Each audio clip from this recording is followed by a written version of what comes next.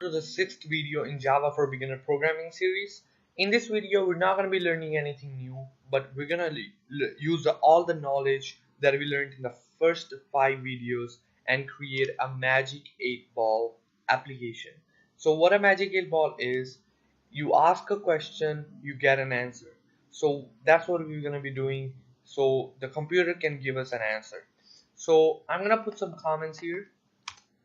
So just to state what we're doing, so this is a Magic 8 Ball application.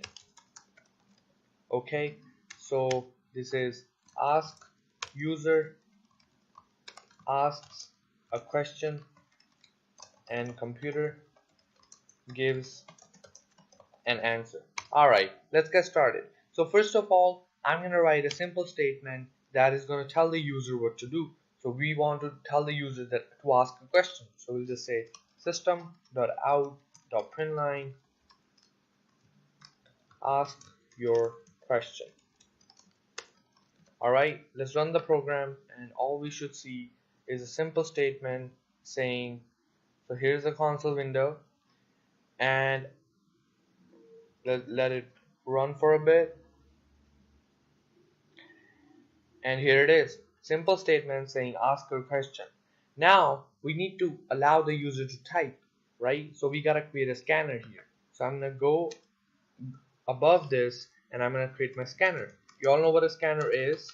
It basically allows you to type, and scanner is a class built in Java, which so we can import it. So I'm gonna go up here, I'm going to say import java.util.scanner. Alright, everything is good. We have a scanner class now. We have an instance of the scanner, and we can allow the user to type. So, but whatever they type, so their question, we need to store it in a variable. So I gotta create a variable now, which will make it a type string, because they will enter text, right? Hopefully, most of the time. So string question, and we will assign it here. We will say question equals to keyboard input dot next line. That means whatever they type on the next line, store that in the question variable so that we can use it later on. So let's just run the program now, and as you can see, we can type such as is this computer, and we don't get any answer because we haven't coded that. So now we gotta give an answer. So the answer should actually be random, right? Because that's fun. But because if the answer is like yes or no, it's not gonna be fun, because then we know what the answer is gonna be.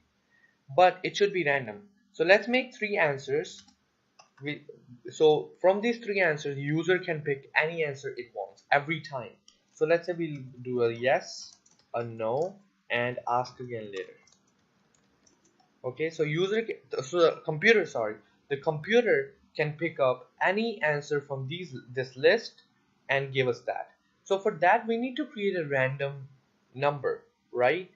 And Java has a random class built in, just like scanner. So we do import java.util.random. Okay, and we need to create a random instance as well, just like we do with the scanner. And underneath, I'll just say random int equal to new random, and nothing goes into the parameter here, nothing goes into the parentheses. So as you can see, most of the part is the same thing as this, right? Scanner keyboard equal to new scanner, random int equal to new random, and then you import random class over here. So now you can actually create random numbers. So underneath my variable section, I'm actually going to put some spaces here, so I can organize my code a little bit. So I can create a random variable, say int random,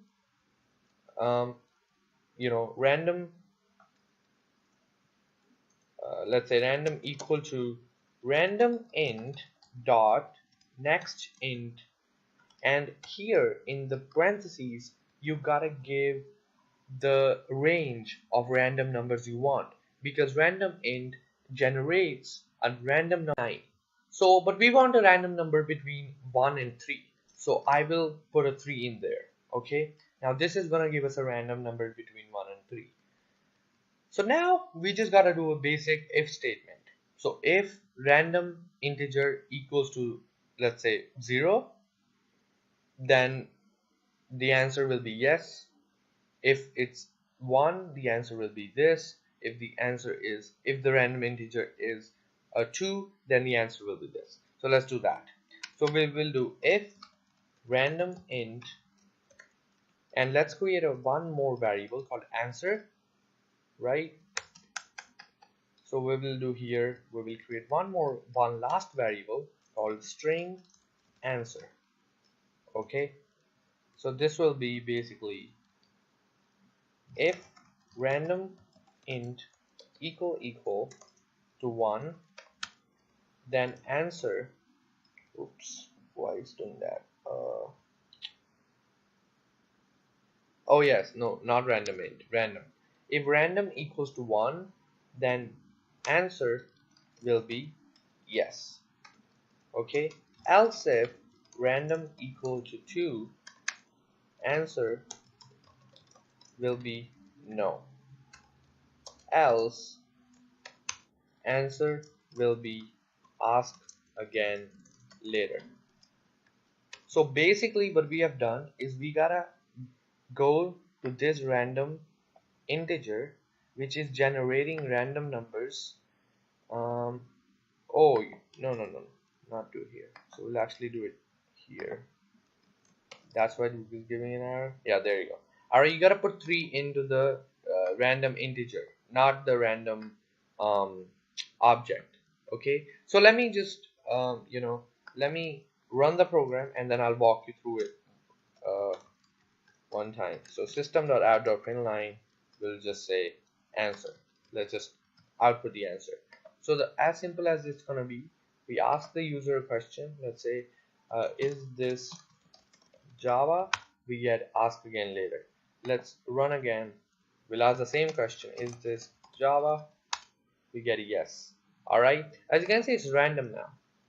So is this programming? Ask again later, and we can do blah blah blah. Ask again later, blah blah blah. Yes. So it's a very, ask again later. Okay, so it's not doing no. So let me just check if it is doing. Okay, so mostly the range is going to be very small because we only have, as you can see, it's no. So we get ask again later, no, yes. So it really depends on the computer. So let's run through the program one single time.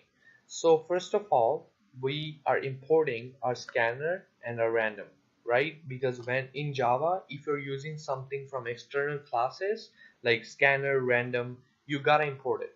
Okay, then we are creating 2 instances, one for the scanner called keyboard input, which is just gonna take a scanner, which is just gonna take the input. Then we are creating an instance of the random class. Okay, because if you want to use something from another class, you have to create an instance of it. Okay, so you have to get it home and then use it.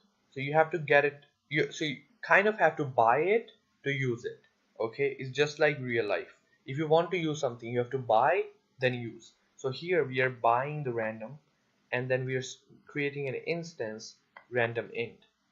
Then we are creating 3 variables. The first variable is a question, so it's just gonna store whatever the user types. In this case, it's this, and we store it into the question variable.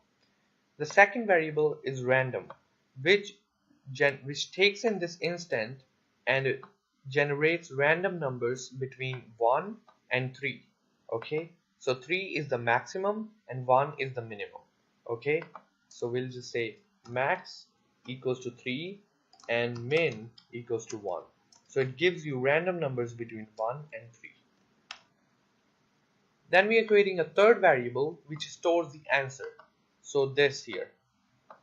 Okay, and here we are doing system.out.println ask your question. So we are basically doing simple statement ask your question, and we are taking the question in and storing it in the to type and store the question into the question variable. Then we're evaluating. So if random in equals to 1, so that means if this random number generated is 1, then because we already know that the random numbers computer is going to generate is between 1 and 3, so we have to check for each. So if it is 1, then my answer will be yes. Else if random equals to 2, my answer will be no. If it's not 1, if it's not 2, if it's 3, then my answer will be ask again later. And in the end we are simply just typing in the answer. So we will, let's run it last time and we'll just write, is this a good program, whatever, right? No. All right, so that is how Magic 8 Ball application works. Now there's one last problem, which is that every time you're going to ask a question we have to run the program again and again and again, which is a pain. So in the next video I'm going to be teaching you one thing that can help, that can solve this problem, and we can ask the questions as many times as we want. So thanks for watching. If you found this video helpful, subscribe to the channel, like the video, and comment if you have any questions. So thanks for watching again. I'll see you in the next video.